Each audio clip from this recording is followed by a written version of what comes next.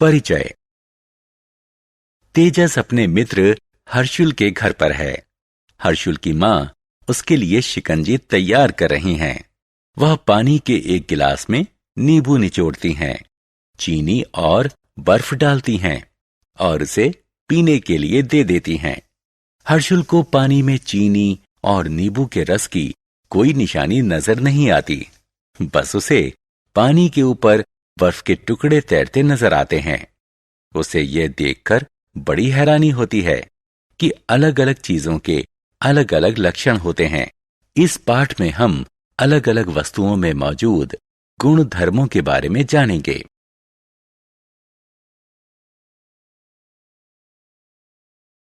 उद्देश्य। इस पाठ के अंत में आप निम्न करने में सक्षम हो जाएंगे। चीजों को कठोर या कोमल के रूप में वर्गीकृत करना, चीजों को घुलनशील या अघुलनशील के रूप में वर्गीकृत करना, चीजों को तैरने योग्य या डूबने योग्य के रूप में वर्गीकृत करना, चीजों को पारदर्शी, अपारदर्शी या अर्धपारदर्शिता के रूप में वर्गीकृत करना।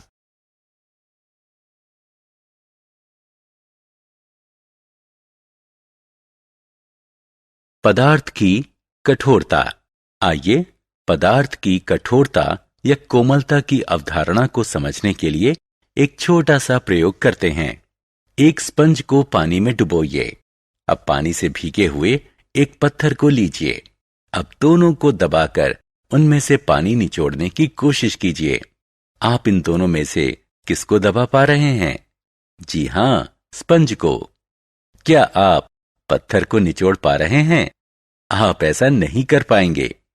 जिन चीजों को दबाना मुश्किल होता है उन्हें कठोर वस्तु कहा जाता है और जिन चीजों को दबाना आसान होता है उन्हें कोमल चीज कहा जाता है। पानी में पदार्थ की घुलनशीलता। पायल का भाई एक फुटबॉल मैच के बाद घर लौटा है। वो पसीने में तरबतर है। उसकी मां एक गिलास पानी लेती है, उसमें एक चम्मच ग्लूकोज मिलाती है और उसे फौरन ऊर्जा देने के लिए ये पानी पीने को देती है। पायल का ध्यान एक बात की तरफ जाता है कि ग्लूकोज पानी में तुरंत ही घुल जाता है। वह कुछ और चीजों के साथ भी ऐसा ही प्रयोग करने के बारे में सोचती है। उसे पता चलता है कि नमक और चीनी जैसी कुछ चीजें पानी में आसानी से घुल जाती हैं। उसने ये भी देखा कि कुछ चीजें पानी में नहीं घुलती हैं, जैसे कि नारियल का तेल, सरसों का तेल, पत्थर और कंचे वगैरह। जो पदार्थ पानी में आसानी से घुल जाते हैं उन्हें घुलनशील पदार्थ कहा जाता है। जो पदार्थ पानी में नहीं घुलते हैं उन्हें अघुलनशील पदार्थ कहा जाता है। कुछ गैसें भी पानी में घुल जाती हैं, जैसे कि ऑक्सीजन। पानी में घुली हुई ऑक्सीजन पानी में रहने वाले जानवरों को जिंदा रहने में मदद करती है। पदार्थ की तैरने की योग्यता। बहुत तेज बारिश हुई है और प्राची के घर के सामने पानी से भरा एक बड़ा सा गड्ढा बन गया है। वो बहुत रोमांचित है। वो पहले उसमें एक पत्थर फेंकती है। पत्थर इस गड्ढे में गायब हो जाता है। फिर वो एक पत्ती फेंकती है, लेकिन ये तैरने लगती है। आप इसकी वजह जानते हैं? जी हां, पत्थर इसलिए डूब जाता है क्योंकि ये भारी है। पत्ती इसलिए तैरती रहती है क्योंकि ये हल्की है। इसलिए चीजों को पानी में उनकी तैरने की योग्यता के आधार पर बांटा जा सकता है। पदार्थ की पारदर्शिता। आशीष के पिता उसे एक दिन एक आइसक्रीम की दुकान में ले गए। उन्होंने आशीष से एक फ्लेवर चुनने को कहा। आशीष ने सोचा कि पहले आइसक्रीम पर एक नजर डाली जाए। आइसक्रीम को एक रेफ्रिजरेटर में रखा गया था, जिसके ऊपर शीशा लगा था। आशीष काउंटर पर मौजूद व्यक्ति की मदद के बिना ही बड़ी आसानी से कोई फ्लेवर चुन सकता था।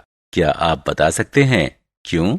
ऐसा इसलिए क्योंकि रेफ्रिजरेटर के ऊपरी हिस्से में शीशा लगा था और शीशा पारदर्शी होता है। इसलिए आशीष इस दुकान में उपलब्ध सभी फ्लेवरों को देखकर कोई आइसक्रीम चुन सकता था। कोई पारदर्शी चीज एक ऐसी चीज होती है जिसमें से प्रकाश गुजर सकता है। इसका मतलब यह हुआ कि यह प्रकाश को सोखती तो है, लेकिन इसे बहुत कम परावर्तित करती है। इसके परिणाम स्वरूप यह स्पष्ट लगता है और इसमें से चीजों को देखा जा सकता है। पारदर्शी चीजों के अन्य उदाहरणों में पानी, हवा और प्लास्टिक आदि शामिल हैं।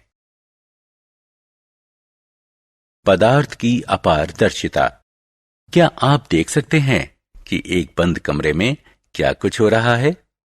नहीं। क्या आप इसका कारण जानते हैं?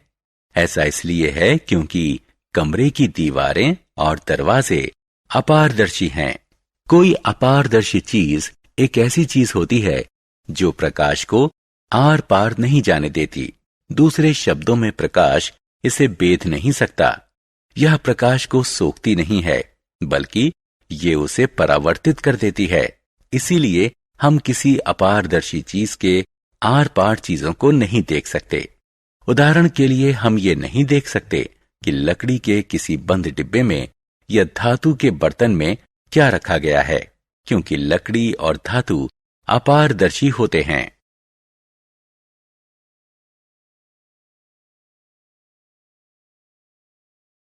पदार्थ की अर्धपारदर्शिता। रेखा एक रुमाल की कढ़ाई करने की तैयारी कर रही है। उसने एक किताब में एक डिजाइन देखा है। वह रुमाल पर इसी डिजाइन को बनाना चाहती है। वह अपने रुमाल पर किताब से इस डिजाइन की नकल करने के लिए एक ट्रेसिंग पेपर का इस्तेमाल करती है। अब वह कढ़ाई करने के लिए तैयार है। इस कढ़ाई को संभव बनाया पारभासी ट्रेसिंग पेपर ने। कोई पारभासी पदार्थ एक ऐसा पदार्थ होता है जिसमें पारदर्शी और अपारदर्शी दोनों पदार्थों के गुण होते हैं। यह कुछ प्रकाश तो सोख लेता है और बाकी को परावर्तित कर देता है। सोखा गया प्रकाश छितराए हुए या डिफ्यूज तरीके से आगे बढ़ जाता है। पारभासी चीजों के अन्य उदाहरण हैं कागज, पैराफिन वैक्स और ग्रीस्ड पेपर आदि। सारांश। आइए हमने जो कुछ सीखा है उसे संक्षेप में दोहराएं। कुछ पदार्थ कठोर होते हैं, जबकि कुछ कोमल होते हैं।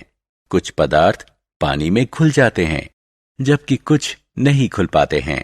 कुछ पदार्थ पानी में तैर जाते हैं, जबकि कुछ अन्य डूब जाते हैं। कुछ पदार्थ पारदर्शी होते हैं, कुछ अपारदर्शी होते हैं और कुछ अन्य पारभासी अर्थात अर्धपारदर्शी होते हैं।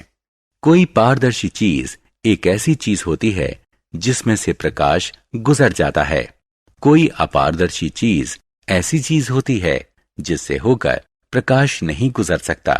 कोई पारभासी पदार्थ आंशिक रूप से पारदर्शी होता है और प्रकाश इसमें से डिफ्यूज होकर पार निकलता है।